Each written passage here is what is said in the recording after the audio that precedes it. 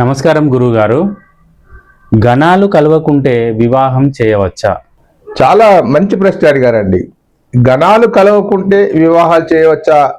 ఇది చాలా మంచి ప్రశ్న. ఇప్పుడు ప్రతి ఒక్కరూ దేని మీద ఆధారపడుతున్నారంటే మార్కులు వస్తే సరిపోతుంది అని అనుకుంటున్నారు. అసలు గణాలు కలవకున్నా వివాహం చేయవచ్చు నా పద్ధతిలో. అంటే మార్కులు రాకున్నా వివాహం చేయవచ్చు. దానిలో ముఖ్యంగా ఇరువురి గ్రహమైత్రి, వారి యొక్క రాశుల యొక్క గ్రహము ఏదైతే ఉందో అది వారికి అనుకూలంగా ఉందా చూడవలసిన అవసరం ఉంది. దాని తర్వాత వారి జాతకాలలో ఇరువురి జాతకాలలో 5వ ఇల్లు 7వ ఇల్లు అధిపతులను పరిశీలించాలి.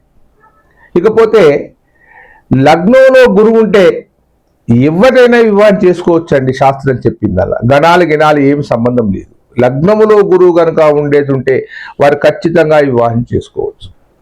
ఇకపోతే 5-7 స్థానాలపై ఈ ఇరువురి మధ్యలో 5-7 స్థానాలు, లగ్నం నుంచి 5-7 స్థానాలలో గురు దృష్టి కనుక ఉండేది ఉంటే వారు చక్కగా వివాహం చేసుకోవచ్చు. వివాహ బంధములో కేవలము గణాలు యోని వర్గులే కాదు, దాంట్లో ఇరువురి జాతకాలు కలవాలి. గణాలు మాత్రం ప్రతిపాదిక కాదు. గణాలు కలిసినా కానీ ఇరువురిలో కుజదోషమే కానీ కాలసర్పదోషమే కానీ ఉంటే వివాహాలు ఎలా చేస్తారు?